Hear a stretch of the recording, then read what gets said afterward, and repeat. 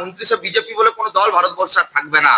গোটা দেশের young Gen Z শপথ নিয়েছে, পেপার লিক কি এ সরকার নেই চলেগি আপকি বাত। আজকে যারা বামপন্থীদের পতাকা পোড়াচ্ছে, আমার প্রশ্ন মাননীয় মুখ্যমন্ত্রীর কাছে, হবে নাকি একবার গুন্ডা দমন আইন? জাতীয় পতাকাকে স্বীকৃতি দিত না, এরা তো গেরুয়া পতাকার পক্ষে ছিল, এরা বন্দে মাতরমের বিরুদ্ধে ছিল, এরা জাতীয় পতাকার বিরুদ্ধে ছিল, এরা জনগণমনের বিরুদ্ধে ছিল, এরা রবীন্দ্রনাথ নেতাজির ভাবধারার বিরুদ্ধে ছিল।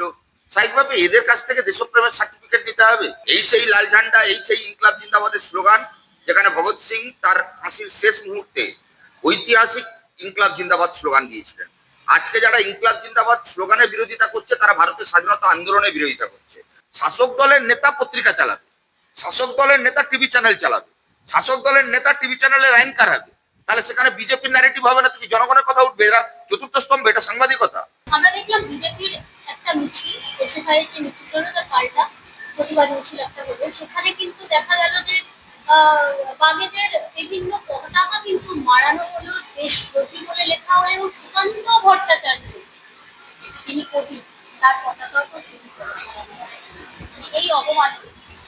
না, এই তো নতুন কিছু নয়। যে রাজনৈতিক দলের রাজ্য সভাপতি নেতাজি সুভাষচন্দ্র বোসকে গুন্ডাদের সর্দার বলে, সুভাষচন্দ্র বাঙালিদের আবেগ, তাকে গুন্ডা বলে উপাধি দেন, সেই রাজনৈতিক দলের কর্মীরা সুকান্ত ভট্টাচার্য রবীন্দ্রনাথ ঠাকুরের পোস্টার লাগানো, পোড়াবে, পোস্টার পোড়াবে, তাকে পা দেবে, এটাই খুব স্বাভাবিক, এটাই বিজেপির সংস্কৃতি।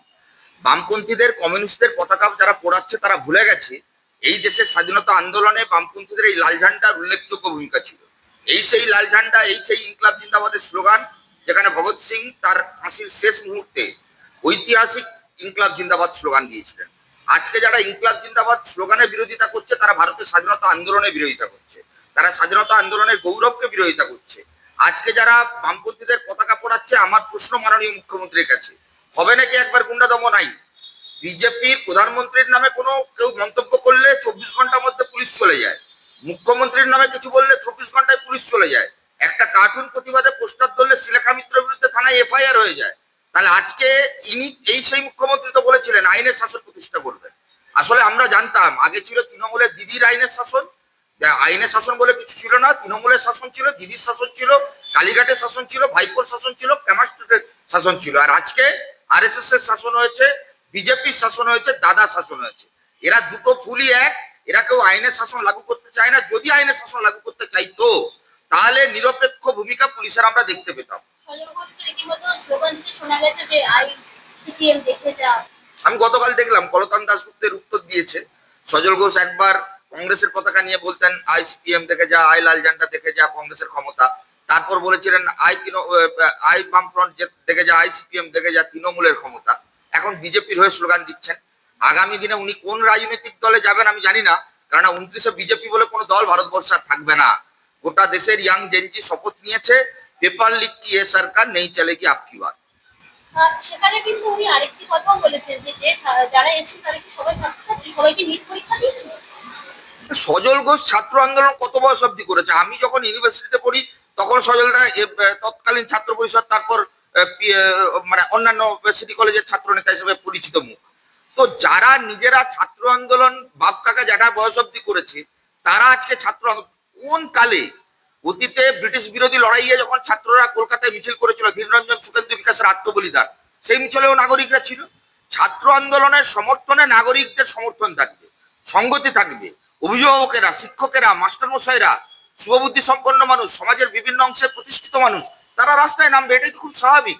আসলে ছাত্র আন্দোলন বলতে যারা গুন্ডারাজ বোঝে, গুন্ডামি বোঝে, অধ্যাপকের গায়ে জগ ছুড়ে মারা বোঝে, যারা ছাত্র আন্দোলন মানে বিশৃঙ্খলা বোঝে, উচ্ছৃঙ্খলতা বোঝে, তারা স্বাভাবিকভাবে ছাত্র আন্দোলনের ভাষা বুঝবে না।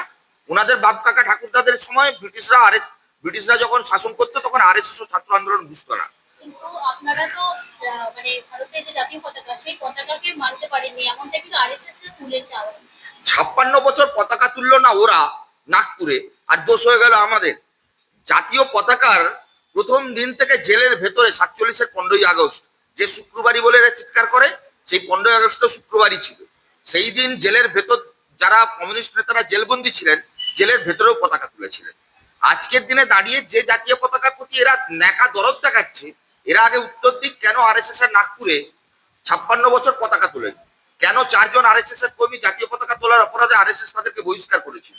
এরা তো জাতীয় পতাকাকে স্বীকৃতি দিত না, এরা তো গেরুয়া পতাকার পক্ষে ছিল, এরা বন্দে মাতরমের বিরুদ্ধে ছিল, এরা জাতীয় পতাকার বিরুদ্ধে ছিল, এরা জনগণমনের বিরুদ্ধে ছিল, এরা রবীন্দ্রনাথ নেতাজির ভাবধারার বিরুদ্ধে ছিল।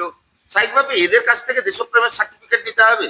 যারা বাড়িতে বাড়িতে পাকিস্তানের পতাকা লুকিয়ে রাখে, পাকিস্তানের বিরুদ্ধে বিক্ষোভ দেখালে পাকিস্তানের পতাকা পোড়ায়, তাদের কাছ থেকে দেশপ্রেমের শিক্ষা নিতে হবে। যারা এই দেশের বুকে আম্বানি আদানিদের হাতে দেশটাকে বেছে দিচ্ছে, যারা প্রতি মুহূর্তে আমার দেশের যুবদের ছাত্রদের উপর অত্যাচার করছে, পুলিশি লাঠিচার্জ করছে, মিথ্যা মামলা দিচ্ছে, তাদের কাছ থেকে দেশপ্রেম শিখতে হবে। আজকে দেশপ্রেম মানে ইউথ জেনারেশন, ইয়াং জেনজি দেখিয়ে দিয়েছে।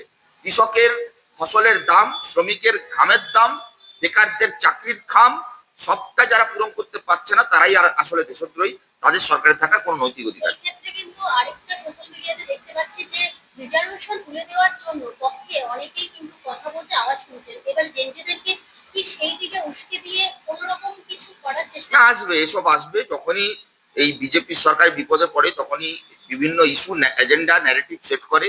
আপনার মনে থাকা উচিত কৃষক আন্দোলনের পরেও এই ঘটনা দেখেছি, কখনো 356, কখনো ওয়ান নেশন ওয়ান ভোট, কখনো ডিলিমিটেশন, কখনো রিজার্ভেশন, কখনো কালো টাকা উদ্ধার, কখনো সীমান্ত সুরক্ষা, কখনো পাকিস্তানি, কখনো চায়নার এজেন্ট।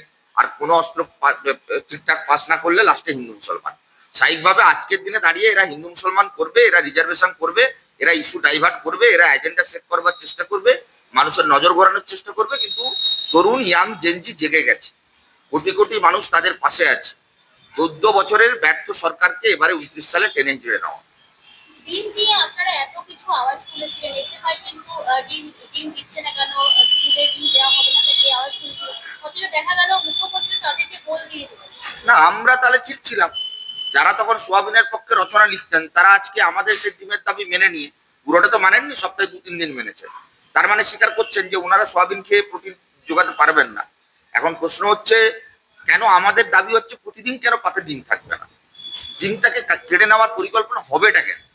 আগে আমাদের দিকে প্রশ্ন করার আগে সরকারে যে আছে সে উত্তর দেবে যে প্রথমে কেন আপনি নিরামিষাশীর পক্ষে সওয়াল করলেন বাংলার মাটিতে দাঁড়িয়ে, আর তারপরে কেন আমাদের দাবি মেনে নিয়ে ডিম চালু করলেন, তাও আংশিকভাবে। প্রতিদিন পুষ্টিগুণের জন্য বাচ্চাদের পাতে ডিম থাকা জরুরি। যারা এটাকে অস্বীকার করছে তারা বিজ্ঞানকে অস্বীকার করছে, আর আমরা জানি যারা গরুর দুধে সোনা খুঁজে পায় তারা বিজ্ঞান মানে না। আপনারা সর্বহারার দল এবং আপনারা হকারদের পাশে আছেন, ছিলেন প্রথম থেকে। কিন্তু আপনারা তো দামি দামি টি শার্ট পরেন, দামি ব্র্যান্ডেড টি শার্ট। একটা ছবি বেশ ভাইরাল হয়েছে মোহাম্মদ সেলিমের একটা টি শার্ট, যেটা দামি ব্র্যান্ডেড। সেখানে কিন্তু বিজেপি প্রশ্ন করছে যে এরা কি সর্বহারার দল? দেখুন, আমাদের সর্বহারার দল মানে যুগে যুগে বামপন্থীদের কবে ছিল যে পোশাক আশাকও সর্বহারার মতো হতে হবে? তার মানে আপনি বা যারা এই কথাগুলো বলছেন তারা চাইছেন যে আমরা জনগণের সঙ্গে প্রতারণা করি, মিথ্যে কথা বলি। সেলিমদার 2 ছেলে প্রতিষ্ঠিত, 2 বৌমা প্রতিষ্ঠিত, ওয়াইফ ডাক্তার ছিলেন, ফাইন্যান্সিয়ালি যথেষ্ট স্ট্রং ব্যাকগ্রাউন্ড থেকে বিলং করেন। স্বাভাবিকভাবে আগেকার দিনেও কমিউনিস্ট পার্টির নেতারা যারা সম্ভ্রান্ত পরিবার থেকে বিলং করতেন তারা সমস্ত কিছু ছেড়ে দিয়ে গরিব মানুষের লড়াই লড়তে নিজেদের জীবন আত্মসমর্পণ করেছেন। তাদের পোশাক আশাক নিয়ে যারা আজকে প্রশ্ন করছেন তারা আসলে ভুলে যাচ্ছেন যে কমিউনিস্টরা কখনো মানুষের সঙ্গে বেইমানি করে না, দ্বিচারিতা করে না, অভিনয় করে না। আমরা ভেতরেও যা বাইরেও তা, আমাদের যতটুকু সামর্থ্য আছে সেই অনুযায়ী আমাদের জীবনযাত্রা হবে। কিন্তু তার মানে এই নয় যারা গরিব মানুষ তাদের খাবার কেড়ে নেওয়া হবে। আজকে যারা এই প্রশ্ন করছেন তারা হকারদের খাবার কেড়ে নিয়েছেন। তারা জনগণের দরদি সরকার বা রাজনীতি করবেন বলে অভিনয় করে নিজেদের কোটি কোটি টাকা সাম্রাজ্যের পাহাড় তৈরি করেছেন। প্রশ্ন এটা নয় যে কে কত দামের টি শার্ট পরলো, প্রশ্ন এটা সেই টি শার্ট কেনার পয়সাটা কোত্থেকে আসছে। যদি সেটা আমফানের ত্রিপল চুরির টাকা হয়, যদি সেটা বিজেপির আম্বানি আদানি ইলেকট্রাল বন্ডের গরু বেচার টাকা হয়, যদি সেটা জনগণের 100 দিনের কাজের টাকা লুট করার টাকা হয়, তাহলে সেটা অন্যায়। কিন্তু কারোর যদি পরিবারের সোর্স অফ ইনকাম থাকে তাহলে সে নিশ্চিতভাবে সেই জামা কাপড় পরতেই পারে। মানুষ এখন এগুলোকে নিচ্ছে না। যারা এইসব প্রশ্ন করছেন তারা আসলে কমিউনিস্টদের সম্পর্কে কুৎসা রটানোর চেষ্টা করছেন। কমিউনিস্ট যে নেতার বিরুদ্ধে বলছেন তাকে কোনোদিন সিবিআই ডেকে পাঠায়নি। আজকের দিনে দাঁড়িয়ে এখনো সংখ্যালঘু মানুষদের মধ্যে যদি প্রগতিশীল ভাবধারার কোনো একজন কমিউনিস্ট নেতা থাকেন তার মধ্যে অন্যতম তিনি। স্বাভাবিকভাবে আজকের দিনে দাঁড়িয়ে এই প্রশ্নগুলো রাজনীতিতে বামপন্থীদের কালিমা লাগানো ছাড়া, তার ব্যক্তি কুৎসা ছাড়া আর কিছু। শঙ্কুদেব পণ্ডা লিখেছেন তার বন্দে মাতরম পত্রিকায় যে ওইটাকে আগে ভারতবর্ষ থেকে তার ওই পেপারটাকেও ব্যান করা উচিত। আর ওকে সিবিআই তো ধরবে না বিজেপি যতদিন আছে। 29 সালের পর যখন বিজেপি চলে যাবে সবার আগে ওটাকে জেলে পোড়া উচিত। ওই ওর জন্যই বা ওর মতন কয়েক দেশের জন্য বিজেপি ভারতবর্ষের সম্প্রীতি নষ্ট হচ্ছে, বাংলায় হিন্দু মুসলমান হচ্ছে, ধর্মীয় মেরুকরণ হচ্ছে, দাঙ্গার পরিবেশ হচ্ছে, উস্কানি দিচ্ছে দেশ বিরোধী তারা, যারা এদল ওদল করে দাঙ্গা হিন্দু মুসলমান জাতপাত করে মানুষকে ভাইয়ে ভাইয়ে লড়িয়ে দিচ্ছে। ওকে সবার আগে জেলের ভেতর ঢোকানো উচিত। ও সংবিধানের বিরোধিতা করে, ওরা ধর্মনিরপেক্ষতার বিরোধিতা করে, ওরা বামপন্থীদের বিরোধিতা করছে না, ওরা আসলে বিরোধী প্রশ্ন করবার সুযোগটাকে বন্ধ করতে চাইছে। এইরকম একটা পত্রিকা কেন চলবে যে পত্রিকার সঙ্গে ভারতবর্ষের ভাবাবেগ জড়িত, বন্দে মাতরম নামের সঙ্গে? প্রথম তো আমার বক্তব্য খুব পরিষ্কার যে আজকে মিডিয়ার উপর যে দখলদারি হচ্ছে এটা নিয়েও সওয়াল প্রশ্ন হওয়া উচিত। কি করে রাজনীতিবিদরা এক একটা পেপার, নিউজ চ্যানেল, পত্রিকার মাথায় বসছে? এটাকেই তো গদি মিডিয়া বলে।